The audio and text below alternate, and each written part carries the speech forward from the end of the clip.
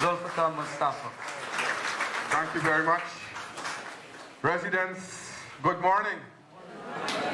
Let me, on your behalf, welcome His Excellency to your community. Let me hear you for His Excellency this morning here.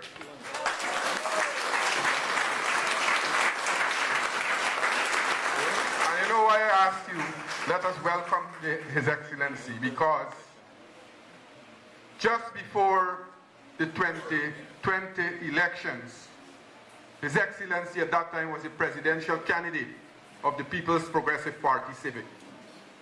He came to this community and he came to the entire sub-region, met with residents and said, look, I am the presidential candidate for the People's Progressive Party Civic. Vote for us, Party Civic. Vote for us, and we will ensure that we deliver and we ease the burden on you. Because at that time, from 2015 to 2020, Guyanese were suffering. And our president at that time, who was the presidential candidate, came, asked you to support him and the People's Progressive Party. You heard his plea. You voted for the PPP Civic. You voted for our president. And today, he is here to deliver the commitment to you.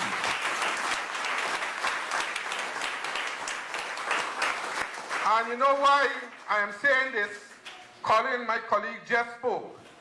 And he said, from 2015 to 2020, community like these were neglected.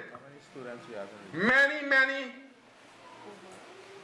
support that we gave to community prior to 2015, the achievement that we have made, the development that have taken place after 2015 had become stagnated because at that time we had a government never put a thought or think about what is happening in these communities.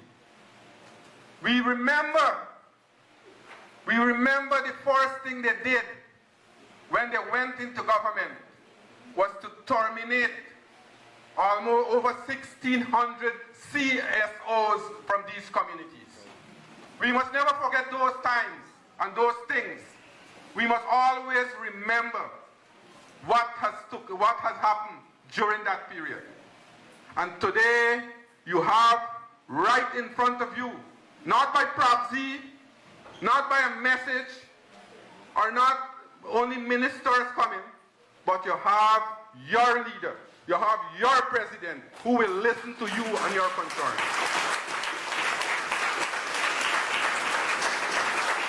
And that shows our president's concern and commitment to the people of our country. For the last 4 weeks, I can tell you, he has gone to different parts of this country. Because I can tell you, I am on his team regularly. Went to Crowwood Creek, went to Region 7, Region 4, Region 3, Region 5. You name it.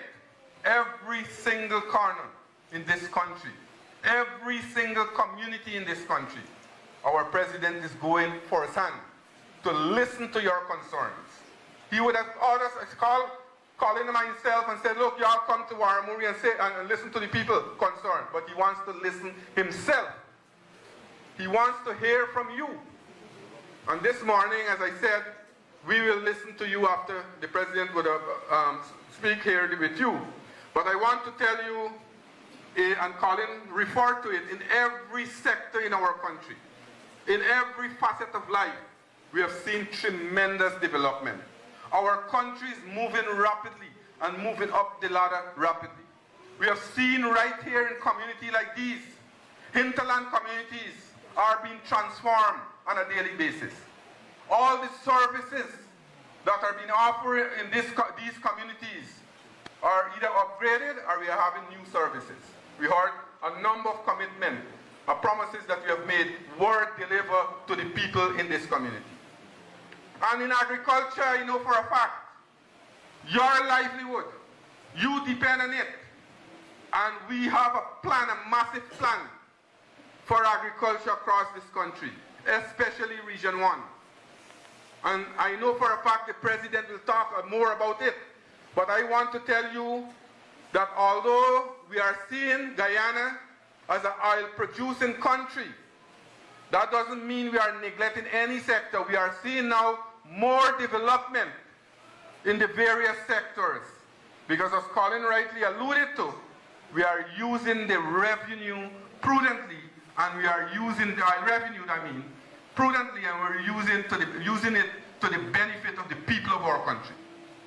So comrades, this morning I want to tell you that we also, who are doing large-scale farming, who are doing subsistence farming, we have to change the way how we're doing things. We can't expect to do things how we used to do it 10 years ago and expect to get different results now. When I came here the last time, I told you, and a number of requests were made, and we said we will deliver. And we try our best to ensure that we deliver. And we will continue. We will continue to bring development to you. We will continue to ensure that we, in the agriculture sector, we give you the kind of input that you need. For example, I know for a fact last week I received a message that we have Caterpillar is affecting the farmers. We sent in some drugs. I was just telling, we sent in some drugs last week, chemical. I was just telling our extension officer who was here just now, that we'll send in more in the new week so that farmers, we could treat this caterpillar disease. We know for a fact that you are doing large-scale cassava production. The president was telling me just now when we were coming that we have to find market for the farmers' produce. And we are working with you, we'll be working with you to find those markets. Because what we are doing now, I can tell you as Minister of Agriculture, that when I became Minister of Agriculture, Guyana had lost its place in the CARICOM. We used to be the leading light in agriculture. And from 2015 to 2020, we had lost that place. And in 2020, when the PPP Civic returned to office, our president took back that position. He's leading the charge in agriculture, and today the entire Caribbean is following the guidance from His Excellency and Guyana to develop the agriculture sector in the Caribbean. That shows where we are today. Today our country is recognized not only in the Caribbean, but across the world. Only recently, and I can tell you, I've been working very closely with the president in terms of my sector, the agriculture sector, and he is very passionate. He wants to see things happen. He wants Guyana to be that food hub where we can produce all the foods. All the food that we are consuming, we must produce it. We must not import food. We must reduce the food import bill. And that means that more opportunities will come your way. We are now building a tissue culture lab. At the end of this year, we will produce planting material by the millions. We will be giving you all free planting material, all the planting material that you need. But also, we have to work with you to develop various areas. We can't expect to do everything under the sun. Everything plant little, everything. And expect that we go get big result to export it or sell it to the market. We have to concentrate on certain crops. And I know the president will tell you the plans that we have for Region 1, what we want to make Region 1, and how we see Region 1. Because Region 1 will be an important link for us in the agriculture sector and food production. That is why we are coming here. We will be listening to you just now, but we will continue. We will continue to work with you. As a matter of fact, that from outside of the agriculture budget that we have been seeing programs coming to you from the Hinterland Environmentally Sustainable Agriculture Development Project, the HISAD project. In this community alone, we have 11 projects, 11 successful projects. Almost $17 billion was expended in that sector, that areas. So not only in one area we are bringing development, but in every single area.